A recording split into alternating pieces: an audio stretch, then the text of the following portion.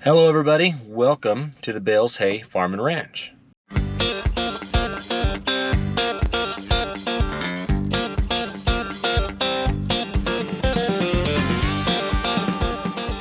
Back at the yard with the rest of the equipment. Sorry, the compressor's running. Here's our spray rig. This thing is kind of a beast. I don't know, 12 foot plus 12 foot, so 24. We'll just say, so maybe a 30-foot span.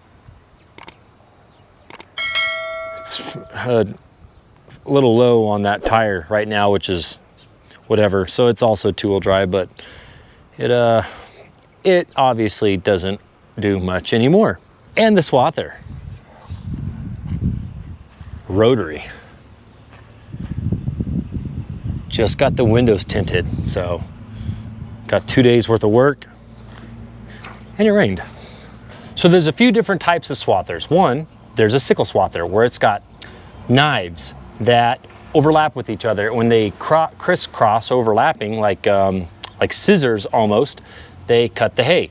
And they're known for going very slow. At one point, we ran 3 of them, and I ran one quite a bit, and they went at about, I wanna say you'd go like 4 to 5 miles an hour, depending on if the hay was lodged, falling over or not. If it was standing up straight, you could go a little faster. If it fallen over, it would slow it down and it would strip it. The second type is, well, I guess there's several types, but they all kind of work similarly. Anyways, the other type is the rotary, where this is like a giant lawnmower. These blades spin just like lawnmower blades do. And it feeds it through these conditioners or crimpers or rollers. There are several ways you can call them, and people are going to correct me, but you know what? I don't care. And there's 2 sets of them. They squish the alfalfa and they crack the stem to help release the moisture so it dries out faster. Inside here is pretty simple. No, it's not GPS. A lot of people ask, why is it not GPS? Because we have borders for irrigation purposes. That's in a whole nother video you're gonna have to go back and watch to learn what borders are. Anyways, every 100 foot, 125, 100 foot, there's a straight line, a dirt border that the swather follows. So they're put in with GPS. I'm not gonna put GPS in here because he's following a straight line every 6 passes or so, or 8 every like 6 passes he follows a straight line. So there's no point of putting a straight line GPS thing in here. There's already a straight line. Saves me money. Oh, here, this controls the machine. This controls forward for forward, back for back. That's neutral or parking brake. It can be a little squirrely to drive. If you've never driven one, it's kind of, I would compare it to driving a 0-turn lawnmower. That's the best way to describe it. All right, bale wagon. I guess the correct term is stack cruiser, but I'm gonna call it whatever I wanna call it. I'll call it the bale stacker. I really don't care. Da-da-da-da. Everybody loves watching this machine. It's pretty smart. It's got an onboard computer that controls most things. He still has to tell it to pick up. But other than that, it does it all its own. It knows when to spin the bales, knows when to throw them up. It's probably locked. Oh, it's open. So it's similar to the swather. However, that does not control forward and reverse. Throttle and a brake, and a shifter over there. This cab is very small, which I don't understand because it makes it very difficult to train someone. AC on the roof, and the seat. The bale pops up the chute, this thing, and comes across to what we call the first table. Now this table does a few things. It flips it up, or it flips it on edge. I guess that's all it does. So it can put them on edge and then put them up here, or just put them up here flat. But this is also where it does the spinning. So instead, well, they spin up here, but there'll be 2 bales sideways right here, or side by side, and the bale will be in the middle. It'll push it up. By pushing that 1 bale up, we'll spin the 2 up there. This is the second table. This is where the hay sits before it gets pushed up to the 3rd table. And that one tilts back, that's how it sets it down. I guess that's the best way to describe it. I don't work for New Holland. That's just me telling you how it works. That's pretty much all the hay equipment besides the squeeze. The squeeze is directly linked with the hay equipment. That's all it does is pick up hay. Every now and then it picks something else up, but mostly just hay. I surprised my dad with this for his birthday a couple years ago with his own money. He bought it, but he didn't know he bought it. The idea was to get it fixed up so he could drive it in the Buckeye Christmas Parade, which hasn't happened yet. This is a very old Hauser-built retriever truck. It's been, I think this bed has been on, I think this is the second or third truck it's been on. We've had this bed a while. It's moved a lot of hay. Before we had the squeezes, this was the only way we'd bring hay out of the field. We had 4 of these at one time, just moving stacks, moving stacks, moving stacks, moving stacks, moving stacks. Then we went to the double system, the squeeze and double system, and most of our hay is brought in with the retriever, or the squeeze and the doubles. The loader's right here. Let's go look at it. It's new to us. On the way to the loader, there's a pretty important irrigating tool. This boat is how we check ditches. I'm just kidding. This is my grandpa's little fishing boat. We don't use it for anything other than my grandpa fishing. Anyways, yeah, thought it was kind of funny. Here's the newest semi. It's a 2012 Freightliner. It's gonna haul hay. Here's our loader I bought from our neighbor. It's a, I forget what year, 90s model, but in very good condition. They weren't using it very much, and in conversation, they told us they wanted to sell it. I think it's a 93 with 12,000 hours, so didn't have a lot of annual use. And the last 10 years of its life, I watched it sit there doing nothing, so I knew it just hasn't done a whole lot. So yeah, it's a great loader. Came with forks and a bucket, which is nice. There's the other tractor I brought my dad with his own money for Christmas parade. I thought, you know, father and son, we could drive in the parade together. We haven't done it yet in the parade. We've had like 3 parades since I bought them. Dang it, eventually we'll do it. Earlier, if you remember, I said we had open cab tractors for the rakes. This was one of them. That was one of them. I spent lots and lots and lots of nights on this stupid little tractor. There were several years we didn't have enough employees, so I personally was raking 120 to 150 acres a night in this little tractor. And depending on the dryness, that would be 6 hours all night long raking hay. And I was ready, okay, don't tell him, but I was ready to go to my dad's house and choke him because I was in this stupid little tractor with no AC, no, just the spiders like float all over the place and you get them all over in your whiskers and your hair. Oh, I hated it. So that's why I said, Dad, I can't, I'm not doing this ever again, ever. I probably did it for another several months, but he was very nice and he let me buy 2 tractors, but we kept them. They're kind of handy to have. Soon after we jumped over, we bought a dump rake. And so we only use this dump rake for Bermuda grass. And because it's only used for one product, it spends most of its time sitting, not being used a lot. So instead of unhooking and hooking and unhooking and hooking and unhooking and unhooking tractors, we just kept these old rake tractors that have several thousand hours on them, and we hooked up to this. They're really not worth all that much to trade in, but they're worth a lot to us to keep hooked up to equipment, so we're not constantly changing equipment, and guys can jump over to this quickly and easily. This brings up the dump rake.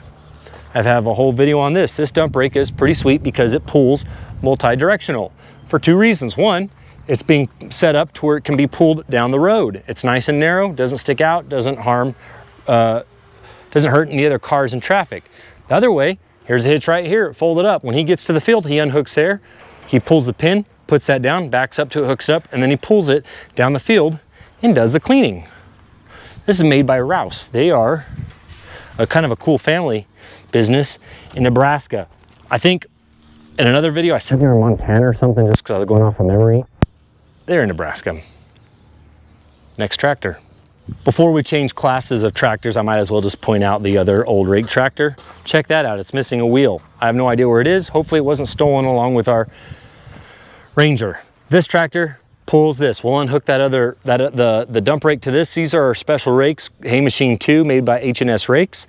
It's great. These swing out, they flip the hay over, and then they fluff it. This is also, there's a video on these. They're super handy, and especially in weather like this, when hay gets wet and we want it to dry out, we'll flip it, we'll let the top dry out, we'll flip it over, and then we'll fluff it, dries out, and we can be in there baling a day to 2 days sooner than if we just let it lay there and do nothing, like a dead fish.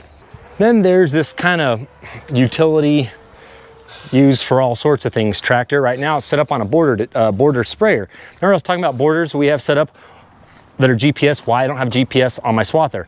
Well, they get weeds that grow on them because they're bare dirt, the irrigation doesn't get on them, but whenever it rains, those seeds from the weeds pop up. So this guy drives along, it's got rubber on either side, and we nuke those weeds so nothing pops up. This keeps it from getting over on the alfalfa, and we just get the border, the part we want to get. But this is the tractor I use when I pull a scraper, like this sweet scraper setup I have. It's called this Roadmaster something or another that pulls tires behind it. Pretty handy. This tractor gets used quite a bit. It does a lot of planting as well, spreads fertilizers. It's got GPS capabilities as well for fertilizer purposes. I think that's it, yeah, for that tractor. It's a handy tractor. We use it quite a bit. Weekly, if not daily. That tractor is 4-wheel drive. I guess we have 3. 1, 2, 3. Most of the tractors, if you notice, have all been green, 2 of which were green Fendt. So that's just 2 different brands, John Deere and Fendt. Here is our big tillage tractor. 9430, I think it has like over 1,000 horsepower, they said. I don't know, I don't remember. Pretty sure it's like maybe like even 1,500. It's just a lot. It could tear down a house pretty much. This is pretty high tech.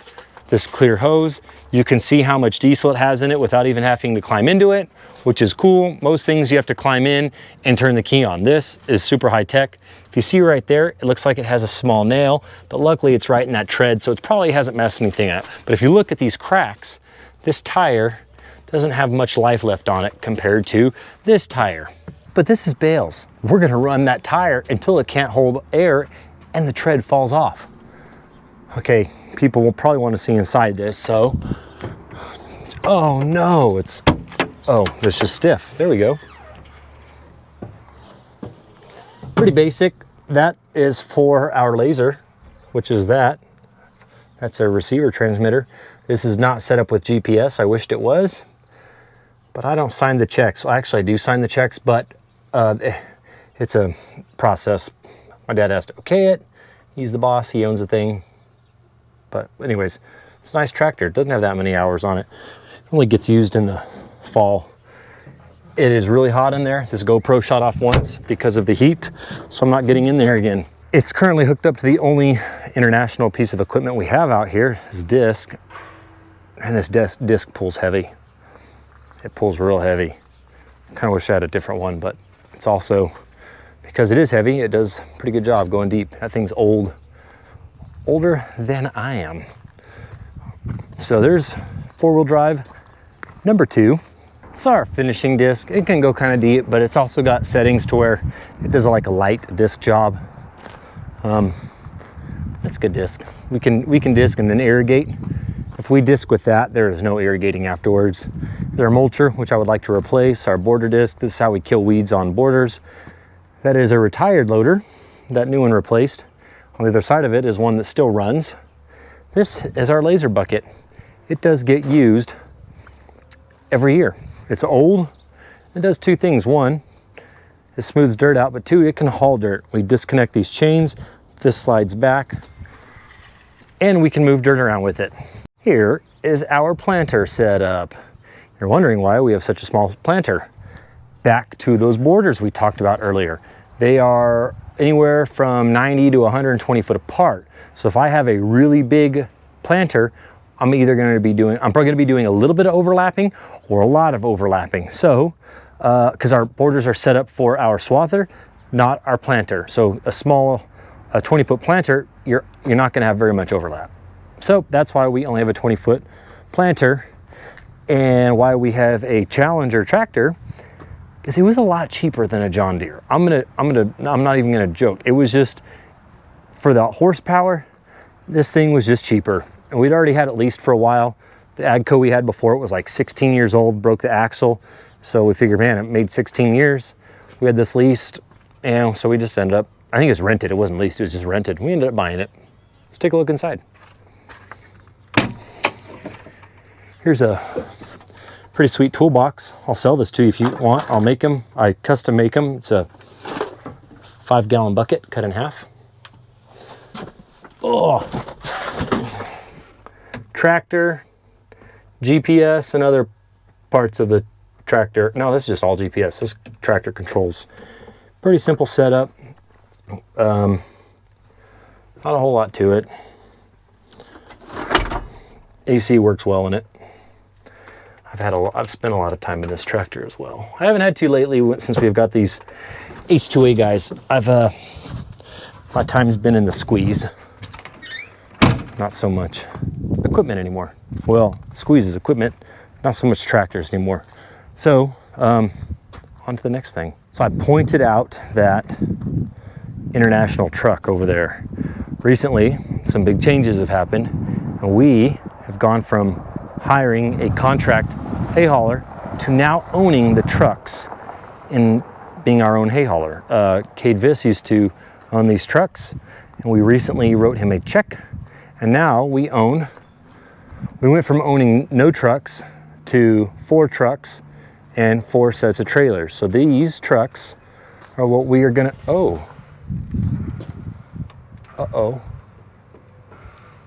should have got a discount. These are the trucks that we are going to use to haul the hay out of the field. So we've got 3 Freightliners and 1 Peterbilt. All these trucks have Detroit motors. These 3 actually have Series 60s. That one's got a DD13. They're all pulling sets of doubles. I think these are 24 foot with cheaters on them that make them 26 foot long or 26 and a half. I don't remember exactly. This is how we haul hay out of the field, which, if you've seen our videos, I film a lot of that. These trucks hold 512 small bales, or we can do 44 big bales. I always say I want less fires in my life. Buying these trucks was like filling up water balloons with gasoline and then throwing them on the fire. That's how I feel about this. Because not only am I taking on 4 semis, possibly a 5th one, I'm gonna have 4, possibly 5 new employees. That's just, that's more work, more people to manage. That truck's been sitting there. Are they watching me? I don't know. Makes me a little nervous. This may look old, and it may be old, and it may look like it doesn't start, but it does start, and it does run fairly often. I put a lot of time in this machine, taught myself how to run it. It's not very hard, so, I mean, it's not like I'm tooting my own horn. It's not like it's a big deal. It's just got some levers. Anyways, that's a grader. Does a lot of grading, smoothing things out.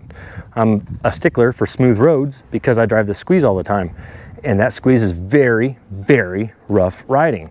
So if a road is nice and smooth, my life is better. So I got to where I learned how to run that machine. We are at the squeeze. Now, I've got 2 of these. I don't really need to show you both. We'll look at one, save some time. This is the newest of the bunch, being a 2006 model. It's got a Cummins 8.3 in it. This is the front when you're driving down the road.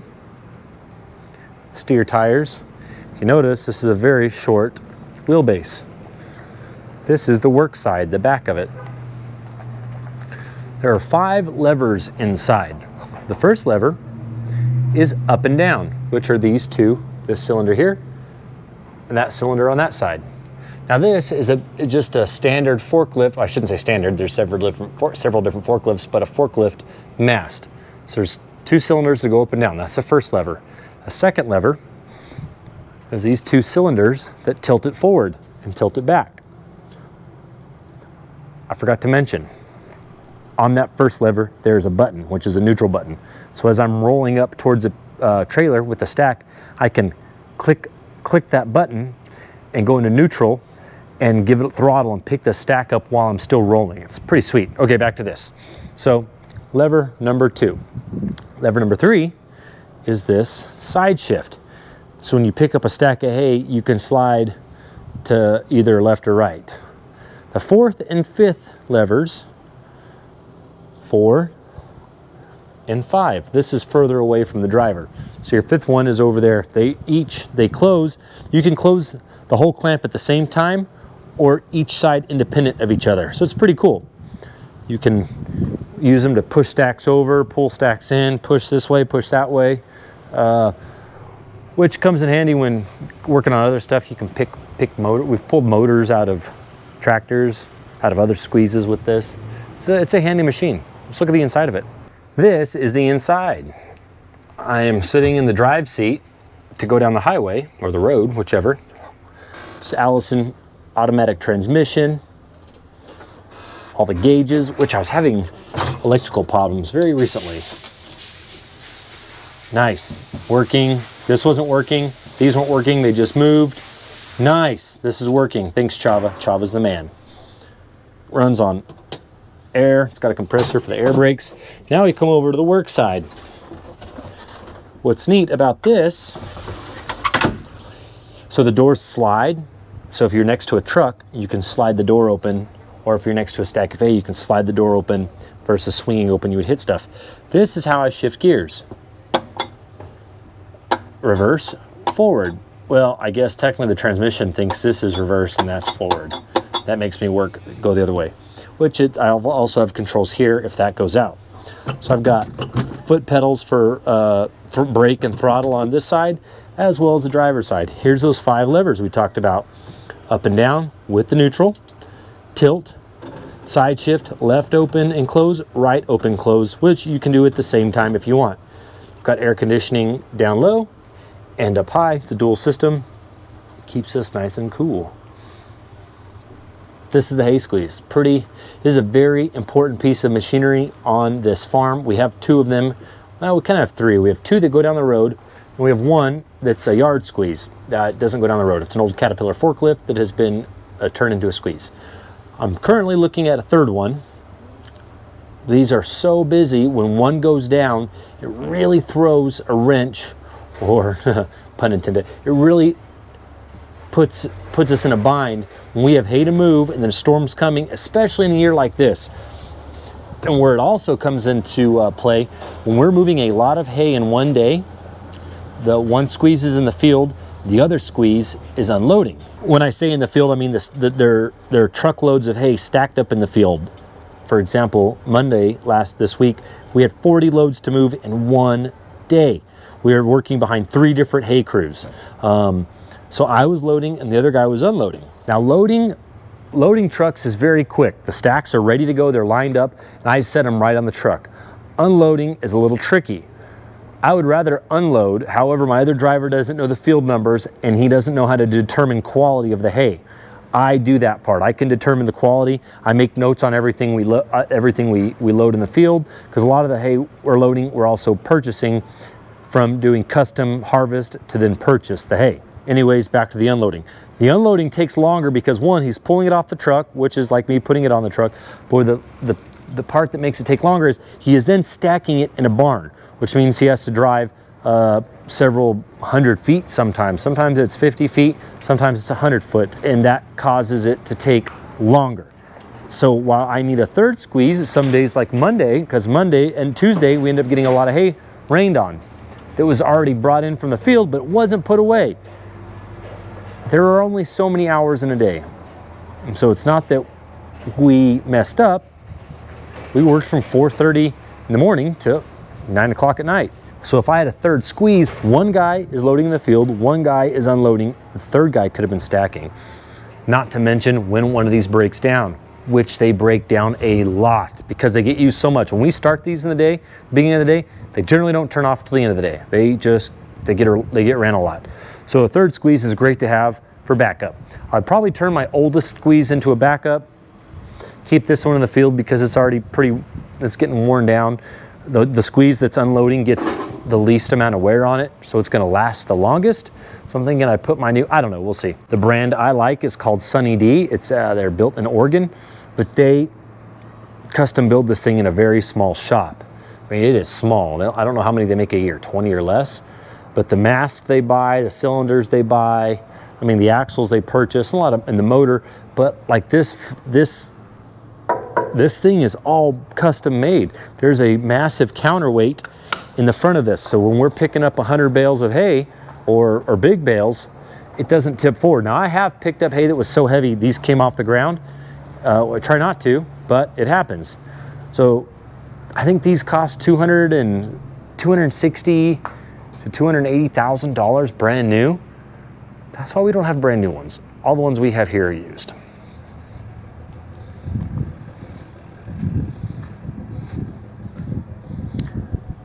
Right here in Arizona. Kind of cool. They grow sweet corn too. So these are the stack retrievers. We looked at that one earlier. These are the newer ones. I've got two. They're both capable of going down the highway at high speeds, safe speeds, and delivering hay to people's homes. This truck, because it is so new, it has DEF. That's our old design. So I went through a phase where I didn't know what I wanted our design to be. And I had an artist, he came out and painted that up. It was okay. I mean, it looks nice, but it's not like my new design a lot better. To me, it's more Western and has personality. Anyways, so this truck is a 2013. It has DEF. Because it has DEF, it does not like running at low RPMs. So this truck stays on the highways and byways delivering hay to people's homes. It's automatic, and this is a fairly simple machine to use. Here's a PTO switch, power takeoff. Turn it on. It's connected to the transmission. This tilts the machine back. This opens up the clamps at the very back. Then they open, then you close them on the hay. This is the top clamp that holds the hay as well. This makes it taller or shorter depending on the size of the stack. So it's very simple. 4 levers. This one is a 2005, so it does not have emissions. And this one stays not on the road as much, but it's great when this one needs to go to the shop, which it used to a lot because of emissions. This one's capable of taking deliveries. I really like this truck because it's got dual fuel tanks. This one just has one. So you have to fill this one up quite a bit more compared to that one. This one runs almost every day. This one runs several times a week. We use it to, especially, so where we store our hay and where we sell the hay, the squeeze goes down and pulls it out of the barn, and then this truck runs it back and forth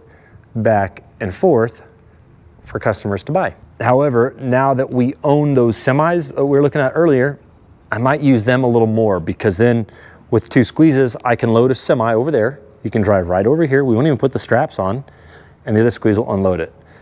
And then we'll be able to move 8 stacks in the same amount of time that this machine probably moves 2 or 3.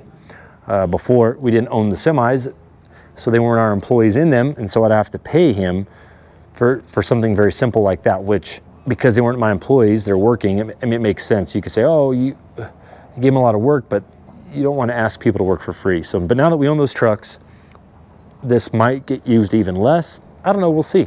So the last video about rain, several people said you should be grateful, there's a drought, la la la, like almost that I should feel bad about saying the rain hurts us. Well, I understand there's a drought. Yes, a lot of people are being hurt. A lot of people wish they had rain. But at the same time, it hurts me just as much when I get rain as it does for people that don't get rain. It destroys my crop. Yes, I know it fills the aquifers and it gives us water that we need. But I don't need it all at one time. I don't want it right now. I mean, so yeah, I'm being picky. But at the same time, people, all farmers are picky. You need the rain to come at proper times. You don't want it when you're trying to, in the middle of harvest. You don't want it right before planting. So yes, we do need the rain. Unfortunately, I'm probably gonna lose 2, maybe 3 full cuttings of alfalfa. I haven't had a single good cutting of Bermuda grass, so all my Bermuda grass is going to be number 2 or number 3 quality this year. I'm extremely low on number 1 quality hay. I'm extremely low on my premium hay, which is better than number 1, and I'm extremely low on my number 2. I've got a lot of number 3.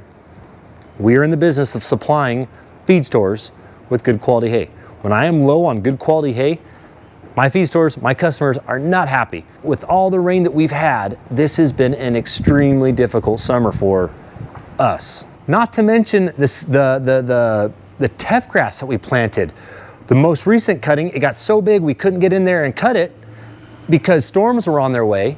So we waited till there was a gap in the weather, but it got so big and it all lodged. When teff grass lodges, it does not come back.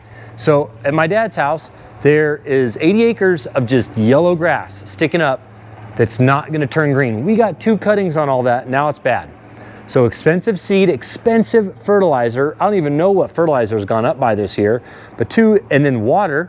So that's water's just getting almost wasted, and water's a rare commodity around here right now. And this rain comes in and destroys the crop. So I've got 2 crops, 2 cuttings on that teff. 1 cutting got rained on and blown into a ditch. The second cutting got big, overgrown. The color was bad. I think it even got a light shower on. No, it didn't get a light shower, but it lodged. Now it's not coming back. So this year has been extremely difficult, not to mention my alfalfa laying down, falling, lodging as well, which that'll come back. I'm not too worried about that. It just makes for lower quality alfalfa.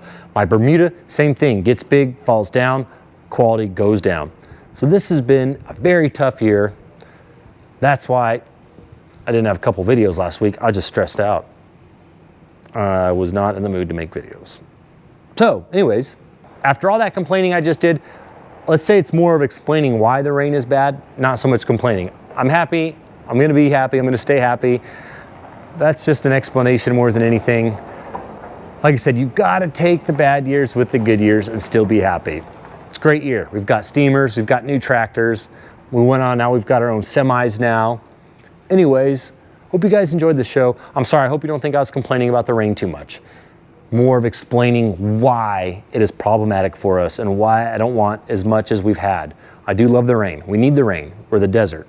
I just don't want it all right now. I wish it'd wait until the winter time when we're not trying to make really, really, really nice, best quality hay in the whole world. Because some of the best hay in the world does come out of Arizona. Well, that's a whole other argument. I'm sorry. I'm not complaining. I'm just telling you the problems it creates. And thanks for watching.